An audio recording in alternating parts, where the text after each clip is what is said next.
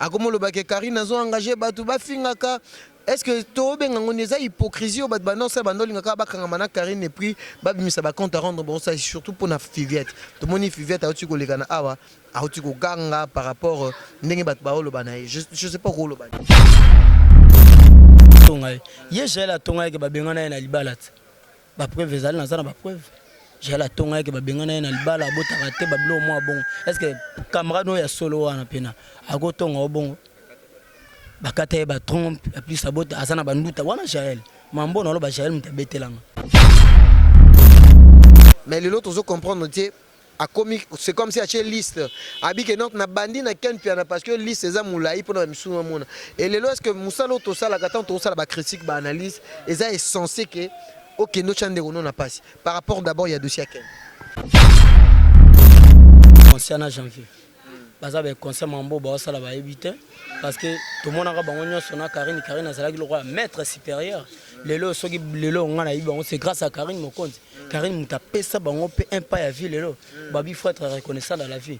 Lelo soneti babi parce que lelo ngai soki na yebaye c'est grâce à Ken. Ken azal rôle papa na ye. Ken muta façonné à pessier les lots sur Azabon c'est grâce à Ken. Bon a robin en qui jalousie. Bande pena ko compter était au falalo ba non né. Et grâce hier muta na Jaël shot. Et Jaël a zappé le roté dans l'équipe nationale. Tant total l'équipe nationale tout le monde numéro 1 c'est Karine Mokonzi la baronne. Deuxième pour ça tout ça là ba tour ba petit titan et to bande comme on appelle janvier mais tellement il ko perdre place na et voilà. Makambu ya Ken piana ndenge lekanaki lelo vérité tobima mutu moko boye o azapeka na kati ya internet oyo epaza na site na ye mais na kati ya site na ye azape na mutu o lelo tokotanga komo na ye pona ko banga te Gloire Yolangi o afinga kape bato monatie botalelanga Congo température ya maman Rosette la fleur na dambu. Après avoir défilé là-bas, site Pola, mais cette fois Congo Température TV. Désormais, suivez-nous sur cette chaîne. Congo Température TV. Congo Température. La patronne Rosette la fleur d'amour, chaîne à solo. Émission religieuse. Théâtre, musique, environnement. Émission sportive. Émission politique, donc nulle part ailleurs. www.congotempérature.com. Nous avons information à temps réel. Congo Température. Et y a mon pépé Asika. Yaya Tobina, Congo Température. Et y a mon pépé Asika. Bienvenue ma chère internaute, il y a Congo Température avec Peggy Titan, le parallèle de la presse congolaise.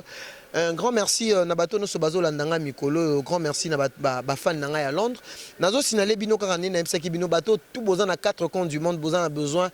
Il y a Kotine Mbongo na bino boya na agence FDA et pas ya Fabien de Bilto, agence FDA et pas Fabien de Bilto. Babi kuna vraiment besoin na facilité à Kotine Mbongo na bino na bandeko na bino bazan Angola et surtout na bandeko pe balingi batinda ba carton ba colis na bango et ya Kinshasa Luanda boke na agence FDA na Bruxelles tozali na rue Dublin numéro 18 à 1050. Mbote nanga na Jolili atal en chair et annonce mon papa depuis Londres. Mbote nanga na Clairbeau Boula le mignon garçon de Paris le baby face et l'ongaba na mikeso na bosanité ami Gongombo balobi le véritable célèbre parisien mokonza Vinci commune yé vraiment ba pesa charge ya ba commune nyonso ya bato nyonso badara na Paris na pesi pe mbote na auto Zengamambu le véritable irlandais triple nationalité na mon Patrick Kabila le célèbre irlandais lelo Peggy Titan de Tobiga qui par rapport à Marambo Tezo les canards sur internet. Tout le monde lelo arrestation à Ken Piana tout le moment qu'on compte yango to sentir que ça monté à Mabé. Par rapport à Peggy Titan, je vais essayer un peu de faire l'analyse parce que moi quand je dis que je suis une église au milieu du village, tant au ça qui opération solo na mutunyon so bon ça mututu mais tu comprendre que batu ya mitema Mabé. Oh lelo vraiment ba komi ba bebi sa cop oyo parce que biso nous a boye lelo toza ba responsable toza lelo moi le meilleur moi ba différent ba tapoto ba kabila biso to lingaka te ke to sala ba biloko mo parce que biso nous to amabe na michepe nanga moko et aujourd'hui ba sujet vous allez belé tout le monde peut ba chroniqueuse mususu ba komi kosilika ba beta batu ba kangisa batu est-ce que makambo vraiment ngata fingi ngai intimité nanga bien fingi parent nanga dans un temps quand ça mututé parce que Dans un cas, il y a un monde quand on parle que l'Internet, ce n'est pas l'église. Aujourd'hui, je ne serai pas seul dans le plateau pour faire l'analyse. Dans un Stéphane Le Padre, au sommet, parce qu'il y a vraiment une ligne, il y a des titans. Il faut savoir bien parler, parce que tout le monde a un chroniqueur rebellé. Ça, la analyse, c'est Maramo les canaux Lelo, dans Internet, il y a un chroniqueur. Et comme il écoute, il y a des musiciens. Donc, le lot, on a des chroniqueurs, on a des chroniqueuses. Même des artistes et musiciens. C'est pourquoi? C'est parce que, Bakangi Maboko, ou soit, ça soit la promotion, parce que tout le monde a la promotion d'artistes et musiciens, et belé on a content à comment on a monté. Mais par rapport à l'actualité, la kofinga, la vérité, la clash. Aujourd'hui, je suis avec Stéphane Le Padre. On va essayer un peu de parler en lieu à large par rapport à l'analyse sur le net au Peggy Titan. Vraiment, c'est la rabino plaisir. Je dis déjà bonjour Stéphane Le Padre, bonne santé. Oui, bonjour Peggy Titan, meilleur chroniqueur de l'année. Bonne santé. Santé peuple. Na lingi to solo la mukie na sur au-dessus comme mon actualité makambo ya Ken Piana ndenge lekanaki lelo vérité to bima mutu moko boye o azapeka na kati ya internet oyo epaza na site na ye mais na kati ya site na ye azape na mutu o lelo tokotanga komo na ye pona ko banga te Gloire Yolangi o afinga kapé bato mais lelo tozo comprendre te c'est comme si à une liste habike donc na bandi na Ken Piana parce que liste eza moulayi pour na misuna mona et lelo est-ce que musalo to sala katan to sala ba critique ba analyse eza est censé que OK no chande ono na passe par rapport d'abord il y a dossier à Ken. Ouais, pour nga na roloba eza na kimutema mabe to eza jalousie parce que lelo ngai soki na yebaye c'est grâce à Ken. Ken azal rola papa na ye Ken muta façonné à pesier lelo soko azabon c'est grâce à Ken. Bon na robe ngo eza ki jalousie. Et pourquoi les lois comme ici à niveau que Ken qui ne makala vraiment c'est que parquet Ken qui ne makala mais Ken ba ko bengaye ba ebisi est-ce que le lot tant aux monde est-ce que esprit à bolingo ou bien ya mawana bato eza na internet to mutema mabe vraiment comme makasi eza mutema mabe na jalousie mute sala bon n'habite ce ba voyage Ken Piana sala ndé sala bon bon tende ouais.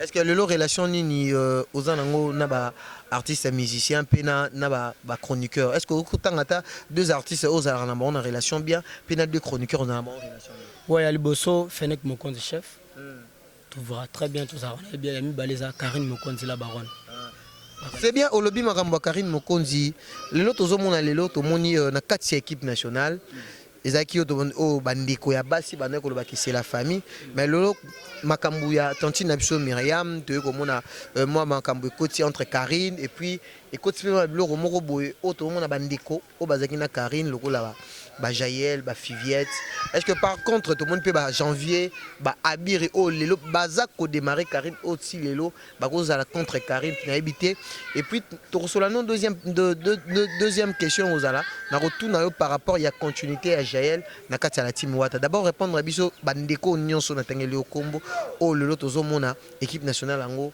ndenge ezotambola tu veux dire quoi bon ya liboso na rolo beza neti ndeko na biso janvier René na robenga za conscient na janvier baza ba conscient mambo ba sala ba éviter parce que tout le monde a bango nyonso na Karine azalaki le roi maître supérieur lelo soki lelo ngana yibango c'est grâce à Karine Mokonzi Karine mutapesa bango pe un pas ya vie lelo babi faut être reconnaissant dans la vie lelo so neti babi so ba Stéphane Le Padre de tout ça c'est grâce à Fenek Mokonzi tant on moninga peso espace et il faut l'axe amour wana na robenga bango ba conscient ba o ba sala te peut-être baza pe fort tellement Karine aza très fort et balobi mutamakasi pour ba force na ba on absence na tant Karine azalaki je ne pense pas que René to janvier moi ngale ka la TV pour assalir comme ya Karine Mokonzi mais lelo to mon absence na baliana Jésus bateka et en robengeza bongo et lelo oyo ba Jaël la habité biso to ba Jaël tel monde à média c'est Karine wana ka mutamema bango nyos do Karine azalo rola musisa bango ba lora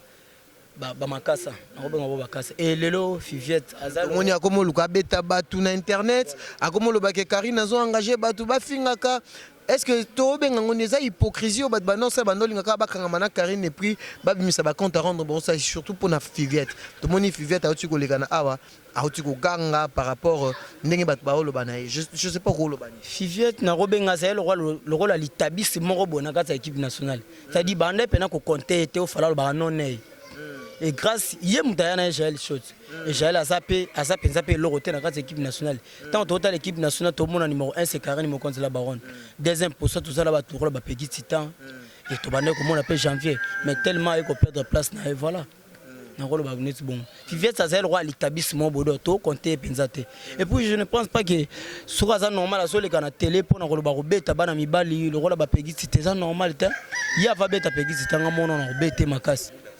mudas ya va beta ngamono na robete makasi parce que azan le roi ça te mboko le loso ba c'est grâce à Karine Mokonzi la baronne mudas ça qui danseuse ya ça qui danseuse na quartier la ta part qui danseuse ça le loté de hasard afinga aba kofi violette le lo comme ce kodie mbele pas kofi ya les kana tefa lo ba parvenir ko lo ba kofi violette naza camarade de Jaël est-ce que bango na Jaël ba fana malamu na ndimite ba lo ba ka ke Karine tapanzaka Karine songi est-ce que à part wana bango pe ba na mo confusion te bango na fiver au camarade solo wotonga mutute qui amitié vrai qui les vrais amitié au rôle ka tena sima mningo tonga ye Jaël atonga ke ba bengana na libalat ba preuve ezali na zana ba preuve j'ai la tonga que babengana na libala bota raté bablo moi bon est-ce que camarade no ya solo wana pena agotonga bon bakata ba trompe plus sabota asana banduta wana Jaël mambo na lo ba Jaël mutabetelanga est-ce que vrai camarade akole kezal roi ngane na sana chef Mokonzi na role kana finga na sim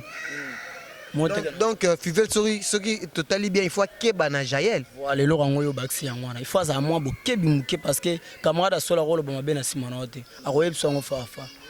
Donc le lot bazolo ba ke Karine aza panza Karine na sala boya tonga kaso do bito chali to vraiment entre Jaël na Karine na vraiment za moto vraiment lelo automoni make azo panza azo laksa ki famille wana tie ndenge bazali na kati équipe nationale Jaël mto panza nani Jaël preuve nini ozala ngo pour Jaël mto panza elo nini na sali parce que memi ki songi na ki mta mabe na kati équipe nationale eza Jaël mto panza équipe nationale parce que ye mtapesa Karine Mokonzi komba mabole. Oh, ya solo. Oui, il me tapé ça. Mais Karine a limbisaka yo. A limbisaka parce qu'elle est très fort. Marambo lo bana est-ce que bien? Oui, ngai na ebi komba mabolé mais pas Jaël me to ko tsaki songi une équipe nationale. Karine a sali 4 ans à Rennes, nana salaki. Et puis le lopete le la ko la team bazoli adversaire. Adversaire il adversaire. Si ça capache. Entre Cynthia na Jaël oponi na nimba azala attaché de presse au makomi mambo héritier. Non, préféré Cynthia. La solo mambolo. Oui. Tu préféré Cynthia capache. Mais na limite si satanga aza mutu moko boyo ozomona ifasika aza mayele donc to lingi mutu moko boyo akoza lwa exemplaire wa ko pesa biso ligne moko boya bien. Et je ne pense pas que ce Karine azalaki wana ndenga azalaka. Yo monaka adversaire ayaka. Pour mon arak aza forte, aza un peu hein. Donc non mon le roi moi légèrement boy quoi. So bi autant il a so ba chroniqueur so ba lo ba bêtise ndenge zalara mama ko manamir. Eza combien de journalistes oyo yebi. Il y a le bosso Jaël Show. Il y a mi balé grâce Mbizi, il y a mi Satou Gloire Lang. C'est quoi net relation ni aux angona Gloria parce que tout le monde peut air mo za pe mon panzi affaire. Est-ce que vous avez une relation bien na Gloria? Natikala za na relation na été pour na yebi pété. Une fois na biga ke vena ngamo bengana ke parce que za na banduta za salité. C'est là onde na yoga ba rima baba so la bien te parce que so bina mbali ba résultat ya hein. Na biga fi mo ba finga ne ba bêtise afinga ra leader moi mne le roi pas zoria. Jésus de Nias l'homme à black box na longoli net mais respect wana za mto comme ça biso le to zabo. Relation ni Karina on a fait quoi? Wana za pire petite sœur propre ya palais ya Jésus pas zoria et attaché des princes ya faire numéro 1 c'est Karine Mokonzi la baronne. Tala bobo ça na histoire te Karine Mokonzi a sali 4 ans et nazo kina 5 ans. Donc mandat tala mandat au président de la République a sali 5 ans après bo renouveler. Karine a sali renouveler sous mandat Karine. Karine a renouvelé ndaki papa zoria bo mamno c'est ça pepele. On est au ta confusion te que par na héritier watana. Mais héritier moro faire mta sala et pas comme bon le lot. Mta comme ça héritier le bon c'est faire rigoler. Ouais, alors bani ani lo alo batana moi direct. Lelo conseil nini ndeko na biso ko pesa Karine tala caméra marambo tezole kana Karine azala mayele ou bien Karine azala calme eza conseil ni ko pesa pour na to conclure émission. La baronne au moni babita on zo kuta na bostacle bo pesa ko mayele suso ko bara ko baxa 1+. Karine Mokonzi aza muto biso lelo aza rola modèle aza rola icône na prince. Karine muta pesa penzela o lelo comme pe bo lelo so ba chroniqueur ba comment on a privilège à kuta na ba star lelo c'est grâce à Karine. Karine a sali mambo belo na kati ya mondo biso na to salité aza le rôle prince ye muta sali gloire biso mituka to ko ma roleka to landa lokolo ya tika Silva Human l'homme à Maison Blanche na Petro Congo ayi masolo Donc Karine aza rôle à papa wemba na biso sikoyo na internet. Donc il faut to landaka lokona na ye. Azara nde maele parce que balia na ye babomai. Merci beaucoup le padre Tokobi Nasuka. Mot de la fin nao na bato to balandio pe puis ba dédicace na. Et na pesi non merci na Fenech chef mokonzi mutakomisanga lelo boy faut za reconnaissant. Grâce na ye ba pousse de pousse nende lelo nga na koma boy. Puis merci aussi na yo Peggy Titana babi photo sala rende be monsieur boy. Zéro bêtise. Maintenant na mutu mo bo asepelano makasi comme ne Claire Boboula le mignon garçon de Paris Cash Money. Yeb masoko boakie asolara bien. Claire Boboula donc ba mbote siko zali systématique ça bien.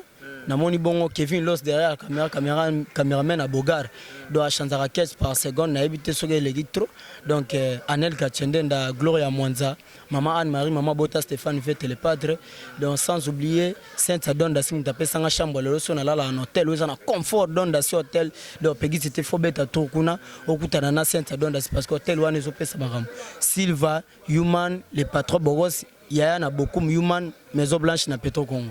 Merci beaucoup le padre de Komina Souka émission Nabiso. C'était là Joseph, hein? C'était là Stéphane le padre. Oh, vraiment Azali parmi Batka Bazar Nakati internet pure petit affaire rigolo à Jésus de nuance au de méga qui tout sur l'année par rapport à la relation ni Karine Nazalango na fait rigolo. Et quant à moi, on a signalé que Clairement Boula mignon garçon de Paris le baby face quelque chose qui se prépare. Babi Gayo Zara musique Fenech chef Mokonzi. Deborah la douce, Babi la vraie chérie. Babi, au moni bat le quoi, bat Clairement pour le barana, bat Peggy Titan. Babi pourquoi? Parce que balobi moto balingara, aza moto yo, azara toujours na bonheur. Ngai ma Peggy Titan naza un problème tout est. Bat te belé bozo benganga Peggy oza un problème na boy, naza un problème na fiviette, naza un problème na paturifité, naza un problème monté. Déjà du fait que nga na bongsa na ken piana, na mona na rasu na problème na mutu na kati internet té. Parce que na minutes oh na mona mtaleki na succès até. Wana vraiment na lo ba en vérité. Na minute so mutu aleki nga na succès até parce que je sais bien parler, naza na ba relation bien. Babi limité possède la gloire, le regard possède la shit. Na yebi ko ça l'émission, na la déontologie journalistique. Quand il s'agit de parler quelque chose de profond, je vais le dire. Donc tout vraiment bolim bisanga, je pense que ngai vraiment Peggy Titan na na tant les soya rofinga batute. Parce que son na zongeli marama rofinga, marama rofinga ezaki tant na zaki na ba l'autre là. Tant na zaki na ba l'autre là, ngai na yebsa ibino déjà que naza wana pona pour servir Batou pour la bonne communication. Il y a un moni lelo, Nayami Stéphane le padre, n'a tout par rapport à la relation Maramozo Legana. Elle a parlé et il a parlé plutôt Nyonso. Quant à moi, Sabino, agent César c'est moko. Bozan a besoin de routine na mbongo. Bokene rapide et pas Fabien de Bito na agence FDA. Babi Peggy Titan directeur marketing na kata Kishasa soit au bengi ba numéro. Bato Nyonso Bozan à 4 coins du monde. Bozan a besoin de routine na mbongo la bino na Angola. Fabien de Bito a fongoli ba porte. Donc on appelle si merci beaucoup na mon vieux Otto Zengamambu, le véritable Irlandais triple nationalité, Patrick Abilan Fouamba, Babi Congolais au hasard en Irlande, au hasard la place il y a bien, c'est Patrick Abilan Fouamba. N'appelle si sous merci Nangana Yagelor depuis Paris Mamou Moulouba. N'appelle si Mote, Hayemora Yebi place Aza. N'appelle si merci na bateau nous sommes vraiment aux ko soutenir nga. Merci beaucoup na Chalet Cham à l'appellation bien contrôlée. Si na boto là Bayuma. Venanga Chalet Cham si na boto là Bayuma. Nabige ozara viena nga na yano na internet nga na pesa yo bayuma na pesa yo batume oyotala ke bayuma ba raisonner bien te Jean Chambaré depuis Canada motema mami Chamba bato tout bolinga Peggy Titan bo benga ngai mama na ngai na pesi mbote na mère na ngai mère Eugénie Kassai na pesi mbote maman Eugénie depuis Londres bato tout bolinga nga donc bato tout boana Canada bo soutenir na pesi no maman Rosette la fleur d'Ambour na pesi mbote. On se retrouve à la prochaine toujours dans la même chaîne analyse sur le net avec Peggy Titan OEP Sarabino, vraiment plaisir, bye. Mon atier botalelanga Congo température ya maman Rosette la fleur na d'Ambour. Après avoir défilé là-bas, c'était Pola, mais cette fois-ci. Congo Température TV. Désormais, suivez-nous sur cette chaîne. Congo Température TV. Congo Température. La patronne Rosette la fleur d'amour, chaîne à solo. Émission religieuse. Théâtre, musique, environnement. Émission sportive. Émission politique, donc, nulle part ailleurs. congotempérature.com. Pour nous avons information à temps réel. biso nyonso tobina Congo température eye na mopepe ya sika ya tobina Congo température eye na mopepe ya sika